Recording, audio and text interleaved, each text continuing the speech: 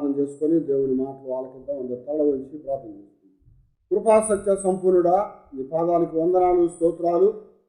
ఇదను నాయన మా జీవితాల్లో ప్రభా నీ అపారమైన కృపను చూపించి విమోచించి మేము నీ బిడలుగా ప్రభా నీతో జీవించడానికి గొప్ప భాగ్యాన్ని మాకు అనుగ్రహించినందుకు నీకు వందనాలు తెలియజేస్తున్నాం. నీలో సంతోషము, సమాధానము, ఆనందము మాకు కలిగించి ప్రభా నీ నామానికి మహిమ తెచ్చుకుంటూ ఎల్లప్పుడూ నీ యొక్క జీవవాక్కుల చేత నింపబడి నీలో జీవించే భాగ్యాన్ని మాకు దయచేయమని, వినబోయే మాటలు మా హృదయాలకి ఆశీర్వాదాన్ని, మేలుని, గొప్ప కృపను అనుగ్రహించినట్లుగా సహాయం చేసి బలపరచమని మా ప్రభు అయిన యేసునామములో వేడుకొని ప్రార్థన చేయించున్నాము తండ్రి. ఆమేన్. దేవునికి స్తోత్రం కలుగును గాక. ప్రియ దేవుని బిడ్డలారా, ఇదినా దేవుని యొక్క లేఖనాల్లోంచి కొన్ని విషయాలు మనం జ్ఞాపకం చేసుకుందాము. దేవుడు ప్రేమ గలవాడు, దేవుడు రక్షకుడు, ఆయనలో ఎలాంటి పక్షపాతం లేదన్న వాస్తవాన్ని దేవుడు చూపించాడు. అందుకొరకే ఈరోజు దేవుని వాక్యంలో నుంచి మత్తయి సువార్తలో 15వ అధ్యాయం ఒక వచనాన్ని మనం చదువుదాము. మత్తయి సువార్త 15వ అధ్యాయము 27వ వచనం మనం చదివినట్లయితే, యేసు క్రీస్తు వారి యొక్క దగ్గరకి వచ్చిన ఒక స్త్రీ గురించినటువంటి వృత్తాంతం మనకి ఇక్కడ రాయబడతా ఉంది. ఈమె ఎవరయ్యా అంటే కనాను స్త్రీ అట. ఈ కనాను స్త్రీ యేసు ప్రభు వారి దగ్గరకు వచ్చింది. ఆమె ఆయన దగ్గరకు వచ్చినప్పుడు అక్కడ ఒక సంఘటన జరుగుతూ ఉంది. ఆమె ఏమంటుందంటే, అవును ప్రభు, నిజమే, కుక్క పిల్లలు కూడా తమ యజమానుని యొక్క బల్ల మీద నుండి పడే ముక్కలను తినును కదా అని చెప్పిందట. అందుకు యేసు ప్రభు వారు అన్నారు కదా, అమ్మా నీ విశ్వాసము గొప్పది, నీవు కోరినట్లే నీకు అగునుగాక అని ఆమెతో చెప్పాను. ఆ గడియలోనే ఆమె కుమార్తె స్వస్థత నొందెను. హల్లెలూయా. ఈరోజు ఇక్కడ ఒక విషయాన్ని మనం జ్ఞాపకం చేసుకోవాలి.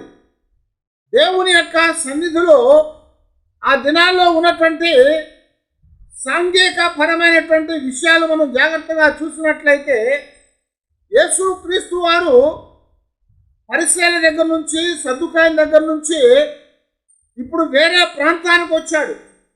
ఆయన ఎక్కడికి వచ్చాడా అంటే తూరు సీదోన్ల ప్రాంతానికి వచ్చినట్లుగా మనకి 21వ వచనంలో జ్ఞాపకం చేస్తున్నాడు. ఆయన తూరు సీదోన్ల ప్రాంతానికి వచ్చినప్పుడు ప్రాంతం నుండి కనాను స్త్రీ ఒకటి ఆ ప్రభు దగ్గరకు వచ్చిందట. కనాను స్త్రీ ఒక ఆమె ప్రభు దగ్గరకు వచ్చింది అని చేస్తున్నాడు. ఇక్కడ యేసు ప్రభు వారు ఎందుకు ఈ యొక్క తూరు సీదోన్ల ప్రాంతానికి వచ్చాడా అంటే, ఆ పైన మనం గమనిస్తూ ఉన్నప్పుడు సద్దుకాయులు, పరిసయ్యులు, శాస్త్రులతో ప్రభువుకి చిన్న వాదన కలిగింది. ఆ వాదన ఏదయ్యా అంటే, నీ శిష్యులు చేతులు కడుక్కోకుండా తింటా ఉన్నారు, అందరేమను యోగం శిష్యులేమను శుభ్రం చేసుకొని తింటున్నారు, మరి నీ శిష్యులకి నువ్వు చెప్పవా అని చెప్పి ప్రభువుని వారు వాదన పెట్టుకున్నారు. అంతేకాకుండా ప్రభు వారితో కూడా ఏం చెప్పారంటే, ఇదిగో లోపలికి వెళ్ళేది ఏది కూడా మనుషుని అపవిత్రం చేయదు, కానీ లోపల నుండి బయటకు వచ్చేదే మనుషుని అపవిత్రం చేస్తుంది. కనుక వారు తిన్నప్పుడు అది అపవిత్రం కాదు, కానీ బయటకు వచ్చింది అపవిత్రమైంది. ఎందుకంటే బహిర్భూమిలో విసర్జించబడుతుంది అని ప్రభు జ్ఞాపకం చేశాడు. వారితో వాదన పెరిగిపోయింది. ఆ వాదన పెరిగిపోయిన తర్వాత ప్రభు అక్కడి నుంచి వారిని విడిచిపెట్టి తూరు సీదోన్ల పట్టణానికి వచ్చాడు. ఈ తూరు సీదోన్ల పట్టణాలు అనేవి అన్ని సంబంధమైన పట్టణాలు. ఆ తూరు సీదోన్లో ఉన్నటువంటి కనానీలు అంటుంటే వారు, మిగిలినటువంటి జనాంగం అందరూ కూడా ఎవరయ్యా అంటే అన్యులు అనేటువంటి వారు. ఈ యొక్క కనానీలు అంటుంటే వారు, వీరందరూ కూడా ఇశ్రాయేలుకి వారు వ్యతిరేకమైనటువంటి వారు. ఇశ్రాయేలు వారిని చులకనగా చూసేవారు.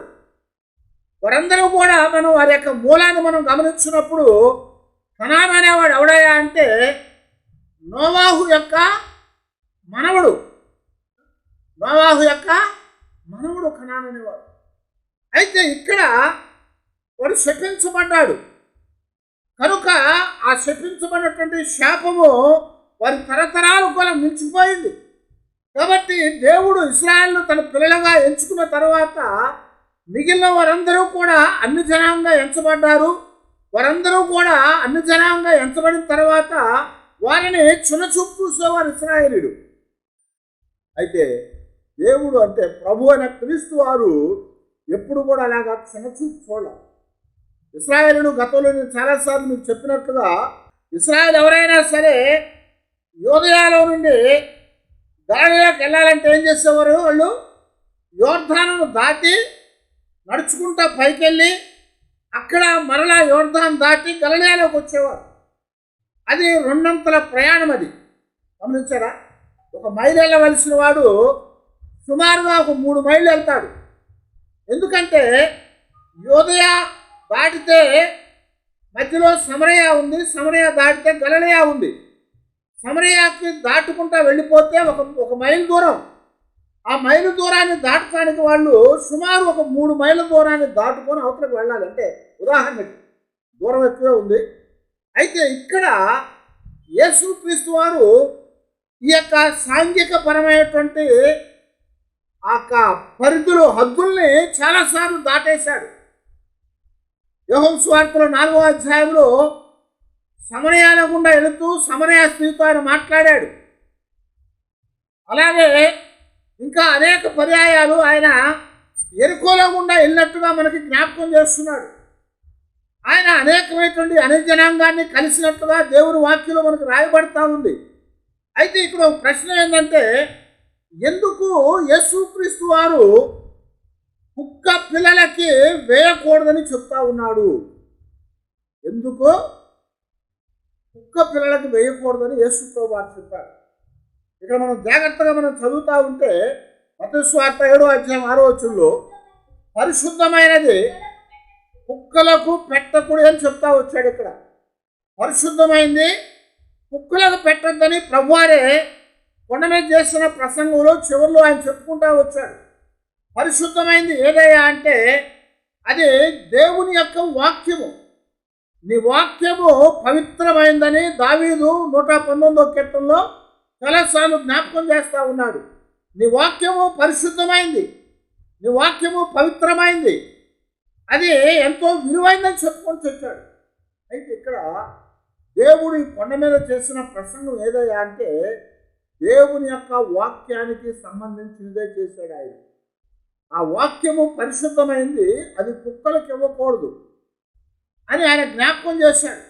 అయితే ఇక్కడ ఇశ్రాయేలీయులు అన్ని జనాంగాన్ని ప్రత్యేకంగా కనానీయుల్ని ఎప్పుడు కూడా కుక్కలతో సమానంగా పిలిచేవారు.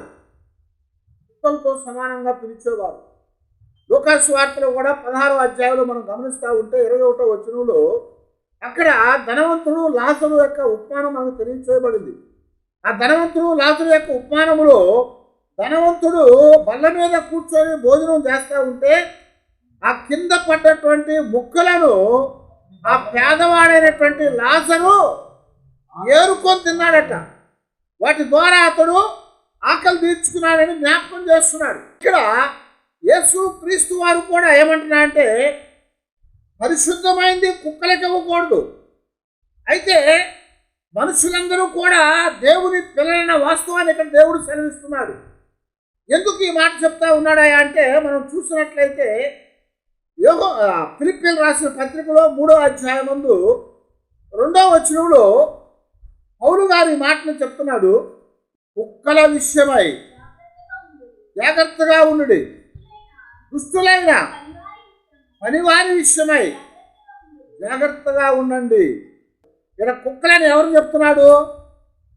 దుష్టమైన పనివారి గురించి చెప్తా ఉన్నాడు. అంతేకాకుండా మనం చదువుతూ ఉంటే యేసుక్రీస్తు వారు మరొక మాట జ్ఞాపకం చేశాడు. పౌలు గారు కూడా మరొక మాట జ్ఞాపకం చేస్తున్నాడు. మనమందరము కూడా ఎవరమయ్యా అంటే దేవుని యొక్క పిల్లలమే. మనమందరము కూడా ఎవరమయ్యా అంటే సున్నతి లేని వారమే, కానీ హృదయ సంబంధమైన సున్నతిని కలిగిన వారం అని చెప్తున్నాడు. ఆ యొక్క హృదయ సంబంధమైన సున్నతి కలిగిన వారందరూ కూడా దేవుని పిల్లలు అని పౌలు గారే గలతీయులు రాసిన పత్రికలో మనకి జ్ఞాపకం చేస్తుంటాడు.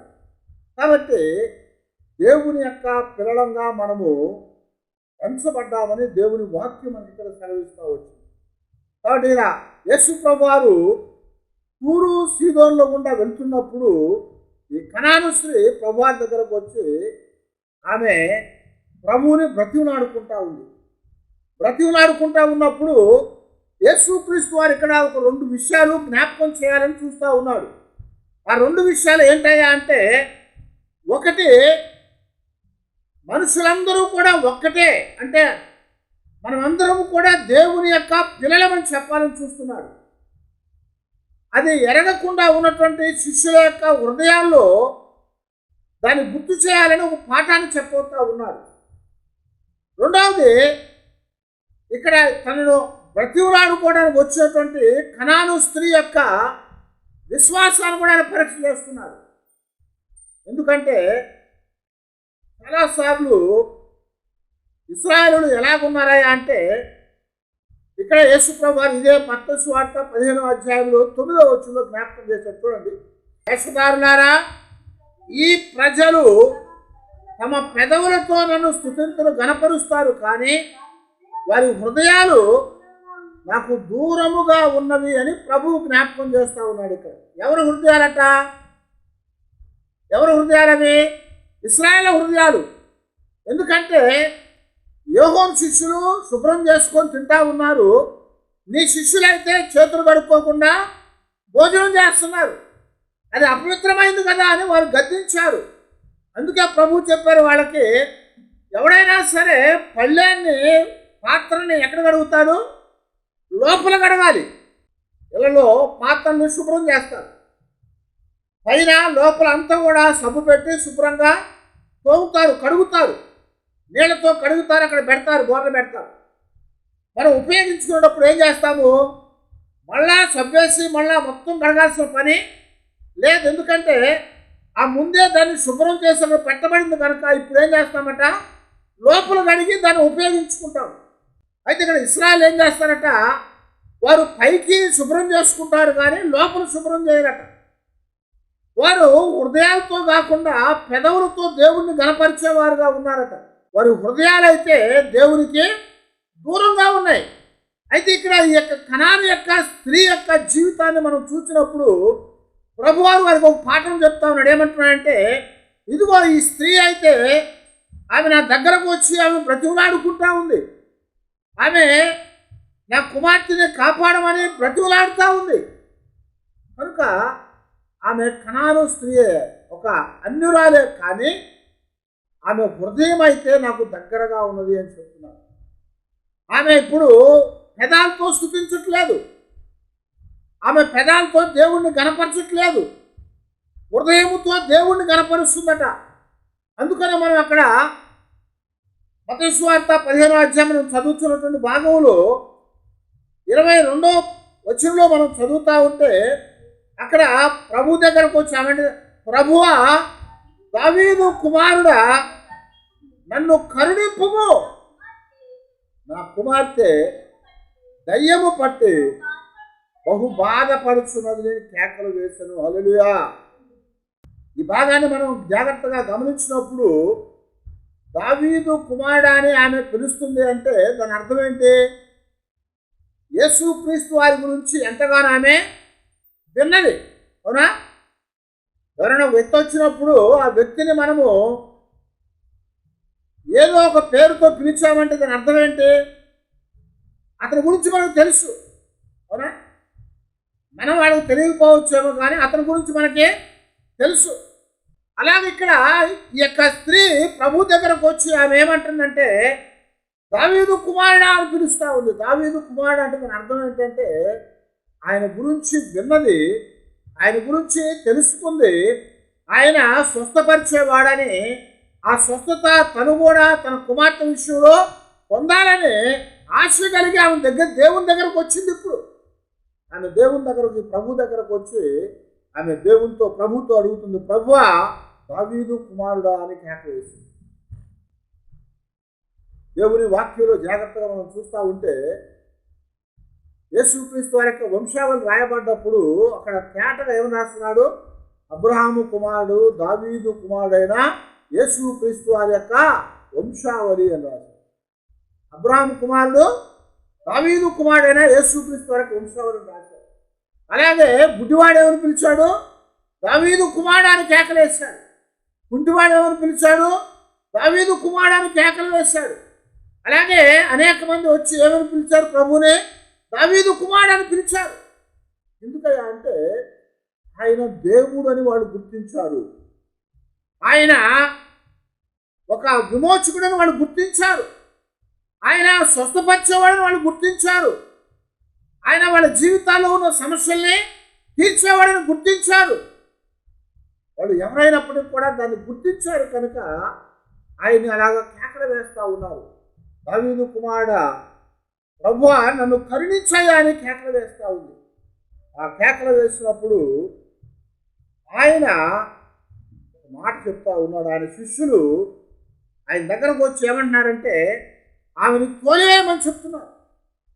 23వ వచనం మనం చూస్తూ ఉంటే అందుకు ఆయన ఆమెతో ఒక్క మాట అయినా చెప్పలేదు. అప్పుడు ఆయన శిష్యులు ప్రభువారి దగ్గరకు వచ్చి వాళ్ళు ఏమంటున్నారు? ఈమెను మన యొద్ద నుంచి పంపివేయమని వేడుకున్నారట. యేసు ప్రభువారు ఎందుకు మాట్లాడలేదు? ఆమె విశ్వాసాన్ని పరీక్షిస్తున్నాడు ఆయన. ఇశ్రాయేలు కూడా అక్కడ కొంతమంది ఉండొచ్చు. వాళ్ళ జీవితాల్లో వాళ్ళని ఇక్కడ ఆ యొక్క స్త్రీ యొక్క విశ్వాసాన్ని పరీక్ష చేస్తున్నాడు. అంతేకాకుండా శిష్యుల యొక్క జీవితాల్లో ఒక పాఠాన్ని నేర్పాలనుకున్నాడు ఆయన. అందుకే ఆయన మౌనంగా ఉన్నాడు. ఏం అడగకుండా ఏం చెప్పకుండా మౌనంగా ఉన్నాడు. ఆ మౌనంగా ఉన్నప్పుడు శిష్యులు దాన్ని భరించలేకపోయారు. కారణం ఏంటంటే యేసు ప్రభువారు నోరు తెరిచి ఏమైనా చెప్పినట్లయితే ఏమంటారు? ప్రభువారి వైపు మాట్లాడతారు కదా. యేసు ప్రభువారు ఏమీ నోరు తెరవకుండా మాట్లాడలేదు కాబట్టి ఏమంటున్నారు? ఆమెని పంపించేయమంటున్నారు. మనుషులు మనం ఎలాగ అర్థం చేసుకుంటామంటే ఏదైనా అనుకూలమైన మాట వస్తే ఆ పక్కకి వెళ్ళిపోతాం. ఏదైనా వ్యతిరేకమైన మాట వస్తే మరో పక్క ఉండిపోతాం. గుడ్డివాడిని ఎరుకో మార్గంలో యేసు ప్రభువారు వెళ్తా ఉన్నటువంటి సమయంలో గుడ్డివాడు ఏమని పిలిచాడు? దావీదు కుమారుడా నన్ను కరుణించని కేకలేశాడు. చుట్టూ ఉన్న జనాంగాలు గుడ్డివాడు నువ్వు నోరు మూసుకో, మేమే ఆయన అంటుకోలేకపోతున్నాం, ఆయన్ని ముట్టుకోలేకపోతున్నాం, మేము నువ్వు దారి పక్కన కాలువ పక్కన కూర్చొని అడుక్కునేవాడు, నువ్వెందుకు ఇలా కేకలు వేస్తున్నావని గద్దించాడు. కానీ ఎప్పుడైతే ప్రభువు ఆ గుడ్డివాడి యొక్క మొర్ర ఆలకించి వారిని పిలువుడని చెప్పాడో వెంటనే మనుషుల యొక్క స్పందన ఎలాగ మారిపోయింది చూసారా? ఏమన్నారు? అప్పుడు దాకా గుడ్డోడా నోరు మూసుకోరా అని చెప్పిన వాళ్ళు ఆయన ఎప్పుడైతే వాడిని పిలవండి అని చెప్పారో ఆ జనాంగాలే ఏమన్నారు? ఇప్పుడు గుడ్డివాడా ఆయన నిన్ను పిలుస్తున్నాడు అని చెప్పి అక్కడ దారి కలిగించారు. వాడు వెళ్తాను ఎవడో ఒకడు చేయబట్టుకొని గబగబా ప్రభువు దగ్గరికి లాక్కొచ్చి ఉంటాడు. ఎంత వ్యత్యాసం కనపడుతుందో చూసారు ఇక్కడ. ఆ వ్యత్యాసాన్ని యేసు ప్రభువారు ఆ శిష్యులకి అలాగే అక్కడ ఉన్న జనాంగాలను చూపించాలనుకున్నాడు. అందుకొరకే ఆయన మౌనంగా ఉన్నాడు. మాట కూడా మాట్లాడలేదు. కనుక శిష్యులు ఆమెను ప్రభువు తోలేయమంటున్నాడేమో అనుకొని ప్రభు దగ్గరకు వచ్చి మాటికి మనల్ని విసిగించకుండా ఆమెను పంపించేయ్యా, నువ్వెందుకు మౌనంగా ఉన్నావు, వెళ్ళిపోమని చెప్పావుకి అని ప్రభువుతో చెప్తున్నారు. అప్పుడు ప్రభు ఏమన్నాడయ్యా అంటే ఆయన ఇశ్రాయేలు ఇంటి వారే అయినా నశించిన గొర్రెల యొద్దకే కానీ మరి ఎవరి యొద్దకు నేను పంపబడలేదని ఒక మాట చెప్పాడు. నశించినటువంటి ఇశ్రాయేల్ గొర్రెల యొద్దకే నేను పంపబడ్డాను, ఇశ్రాయేల్ దగ్గరకే నేను పంపబడ్డాను. అందుకని ఆయన ముందుగా పరిసయ్యులతో, శాస్త్రులతో, సద్దుకాయులతో, ఆ యొక్క యాజకులతో ఉన్నాడు. ఆయన ఉన్నాడు కాబట్టి వాళ్ళు ఆయన్ని స్వీకరించలేదు. అందుకే యోహాను సువార్తలో మనకు రాస్తున్నాడు కదా, ఆయన సొంత జనాంగం ఆయన ఏం చేశారంట, అంగీకరించలేదు. ఆయన స్వజనమే ఆయన అంగీకరించలేదు అని రాస్తున్నాడు యోహాను సువార్తలో. ఆయన స్వజనం ఆయన అంగీకరించలేదు కాబట్టి ఇప్పుడు ఆయన ఏం చేశాడంటే ఇశ్రాయేలు ఇంటిని విడిచిపెట్టేశాడు. నశించిన ఇశ్రాయేలు గొర్రెల్ని ఆయన విడిచిపెట్టేశాడు. విడిచిపెట్టి ఇప్పుడు ఎక్కడికి వచ్చాడు అంటే తూరు సీదోన్ల పట్టణానికి వచ్చాడు. అక్కడికి వచ్చి అక్కడ ఉన్నటువంటి మిగిలినటువంటి వారిని, అన్ని జనాంగాన్ని కూడా ఆయన రక్షించవలసిన బాధ్యత ఆయనకు ఉంది. యోహాను సువార్తలో 10వ అధ్యాయంలో యేసు ప్రభువు ఒక మాట జ్ఞాపకం చేస్తుంటారు. ఈ దొడ్డివి కానీ వేరే గొర్రెలు నాకు ఉన్నాయి, నేను వాటి దగ్గరికి వెళ్ళాలి, నేను వాటిని కూడా చేర్చుకోవాలి, అవి నా స్వరము వినును, అప్పుడు ఏం చేస్తాడంట, మంద ఒక్కటిగా చేయబడి గొర్రెల కాపరి ఒక్కడిగానే నేను ఉండాలి అని చెప్పాడు. హల్లెలూయా. అంటే దాని అర్థం ఏంటి తెలుసా, ఆయన దేవుడై ఉన్నాడు, ఆయన ప్రభు అయి ఉన్నాడు, ఆయన లోక రక్షకుడై ఉన్నాడు. దేవుడు లోకాన్ని ఎంతో ప్రేమించాడు కనుక తన కుమారుడైన యేసు క్రీస్తు వారిని నశించేటువంటి వారి యొద్దకు ఆయన పంపించాడు. ఎవడు నశించితే వాడు ఆయన దగ్గరకు వస్తే రక్షించబడతారు. అంతేనా? అందులో వ్యత్యాసం ఉందా? ఏ వ్యత్యాసం లేదు. అందుకనే పౌలు గారు చెప్తాడు, యూదులని లేదు, గ్రీసు దేశస్తులని లేదు, యజమాని లేదు, దాసులని లేదు, పురుషులని లేదు, స్త్రీలని లేదు, అందరూ కూడా ఏ భేదము లేకుండా పాపము చేశారు కనుక అందరూ కూడా పాపం అనే దాని ద్వారా చంపబడ్డారు. దాని జీతము మరణం అనేది అందరికీ సంప్రాప్తమైంది కనుక ఇప్పుడు భేదం లేకుండా పాపం చేసి అందరు నశించిపోయారు కనుక ఇప్పుడు నశించిపోయిన అందరి దగ్గరికి ప్రభు వచ్చాడు, అందరిని కూడా రక్షించాలనుకున్నాడు కనుక ఇప్పుడు ఒక పాఠాన్ని చెప్పటానికి ఏమన్నాడంటే ఇక్కడ ఒక మాట మాట్లాడాడు. ఇదిగో ఇప్పుడు అన్నాడు, ఏమన్నాడు, ఆమె ప్రభు దగ్గరకు వచ్చి ఏం చేసిందంట, ఆయన ఎదుట మోకరిల్లి ప్రభువా నాకు సహాయం చేయమని అడిగింది. ప్రభువా నాకు సహాయం చేయమని అడిగింది.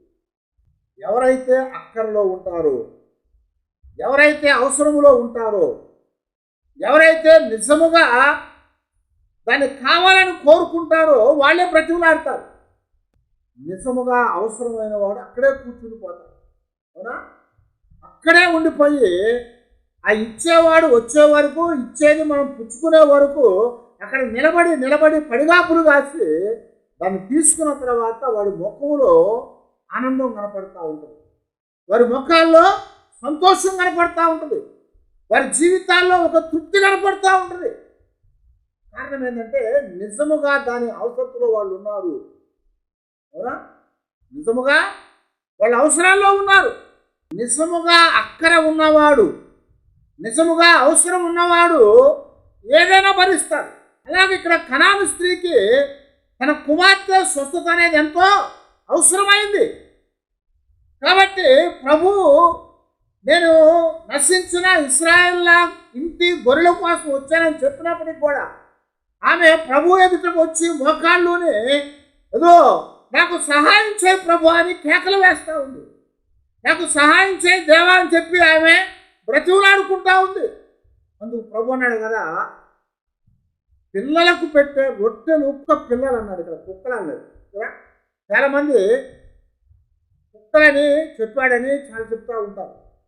ప్రభు ఎప్పుడు కూడా కుక్కలని చెప్పలే. కుక్క అంటే ఏదయ్యా అంటే వీధుల్లో తిరిగేది. అదవుతుందా? ఒక మాట జ్ఞాపకం చేసుకోవాలి. కుక్క అనేది వీధుల్లో తిరుగుతూ ఉంటుంది, ఇష్టం వచ్చింది తింటూ ఉంటుంది. అది ఇంట్లో పెంచుకున్న ఒకసారి బయటకు వెళ్ళినాక అది కూడా తింటూ ఉంటుంది. కానీ కుక్క పిల్ల అనేది చాలా జాగ్రత్తగా పెంచబడేది. అవునా? కుక్క పిల్లని పెంచితే ఏం చేస్తాం? దానికి మెడకు తాడు కట్టి గొలుసు కట్టి జాగ్రత్తగా ఇంట్లో దాచిపెడతాం. దానికి ఏం పెడతారు? బయట ఉంచి పెడతారు, తిండిరా పోవని. పాలు పోస్తారు, పెరుగు పోస్తారు, గుడ్లు పెడతారు, చికెన్ పెడతారు, మటన్ పెడతారు. మనకు లేకపోయినా దానికి పెడతాం. అంత అపురూపంగా దాన్ని పెంచుకుంటాం. అంటే దానికి జాగ్రత్తగా చూసి అపవిత్రత అనేది అంటకుండా చేస్తాం. అయితే ఇక్కడ యేసు ప్రభువారు ఏం చెప్పాడంటే, కుక్క అమ్మేదాన్ని కుక్క పిల్లలకి పెట్టొద్దని చెప్పాడు. నిజమే, నీకు అవసరం ఉంది, కానీ ఇది అందరికి ఇవ్వబడేది. రక్షణ అనేటువంటి వరాన్ని దేవుడు ఉచితంగా అందరికి ఇచ్చాడు. కనుక దేవుడు ఆమె విశ్వాసాన్ని పరీక్షించి ఆమె జీవితంలో ఉన్నటువంటి ఆ అవసరాన్ని చూసిన వాడే ఆమె చెప్తున్నాడు కదా, నాకు సహాయం చేయి ప్రభు అని ఆమె వెతుకుతూ ఉంటే ఆమె యొక్క ఆత్మని దేవుడు చూశాడు. ఆమె యొక్క ఆరాటాన్ని ప్రభువు చూశాడు. ఆమెలో నిజముగా ఉన్నటువంటి ఆ కోరికను దేవుడు చూశాడు. ఆశని చూశాడు ప్రభు. అందుకనే ఆశ గల ప్రాణాన్ని దేవుడు తృప్తిపరిచేవాడు. నువ్వు నిజముగా కోరుకుంటే నీ కోరికను దేవుడు తీర్చేవాడని చెప్తున్నాడు. కనుకనే ప్రభువు మాట చెప్పినట్టుగా, అదిగో కుక్క పిల్లలకు వేయటం యుక్తము కాదు కదా అన్నప్పుడు ఆమె దానికి స్పందన చూపిస్తూ ఉంది. ఏమంటుందంటే, అవును ప్రభా, నిజమే, కుక్క పిల్లలు కూడా తమ యజమానుల బల్ల మీద నుంచి కింద పడ్డ ముక్కలు తింటాయి.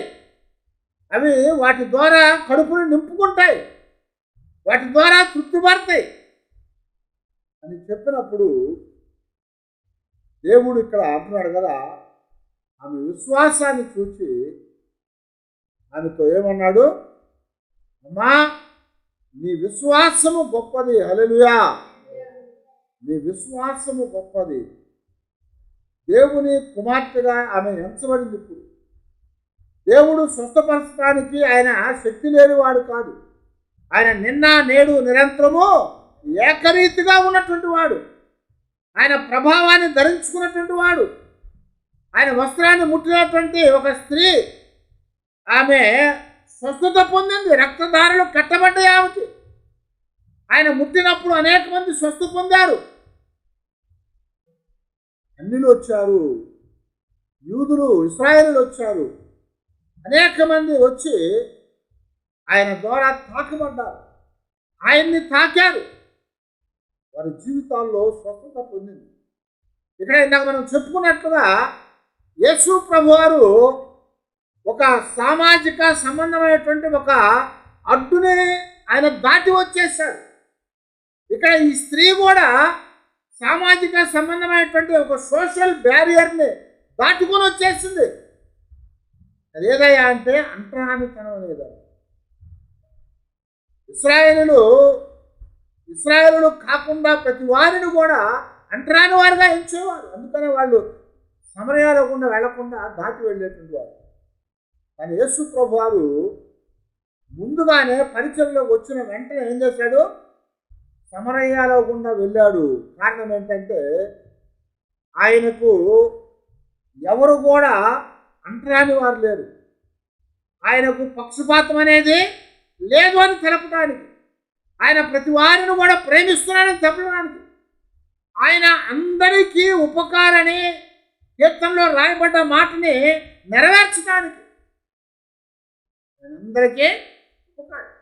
మనము ఆయన వారం అయితే మనం ఎక్కడున్నా సరే మనకు అందాల్సినటువంటి ఆశీర్వాదాన్ని దేవుడు అందించేవాడు. మనకు రావాల్సిన దీవెన ఆయన ఇచ్చేవాడు. కాబట్టి సామాజిక సంబంధమైనటువంటి ఆ యొక్క హద్దులు దాటి, ప్రజలకు ఉన్నటువంటి ఆ యొక్క హద్దులను దాటి ప్రభువు సమరయలోకి వెళ్ళాడు. ఇప్పుడు శిష్యులతో చెప్తున్నాడు, మీరు కూడా ఇలా ఉండొద్దు అని చెప్తున్నాడు.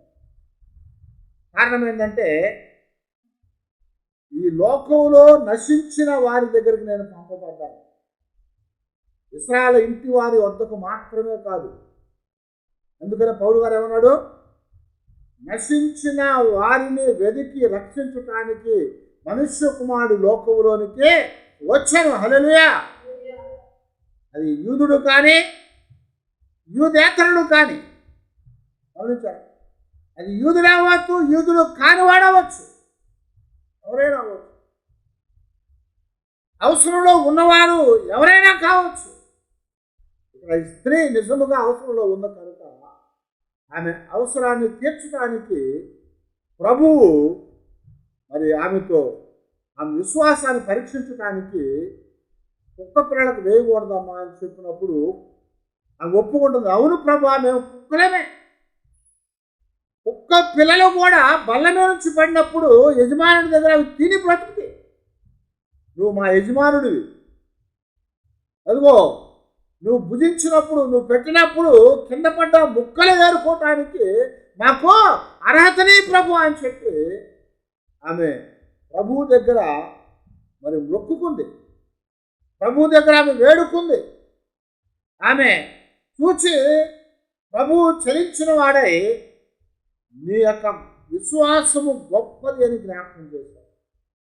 నీ విశ్వాసము గొప్పది కనుక నీవు వెళ్ళు, నువ్వు కోరినట్లుగా నీ కుమార్తె స్వస్థత పొందుతుంది. హల్లెలూయా. కాబట్టి ఆ స్త్రీ ఆమె తన కుమార్తె విషయంలో కోరుకున్నది దక్కించుకుంది. ఎందుకంటే ఆమె హృదయము ఆయన కొరకు వేడుకుంది కనుక.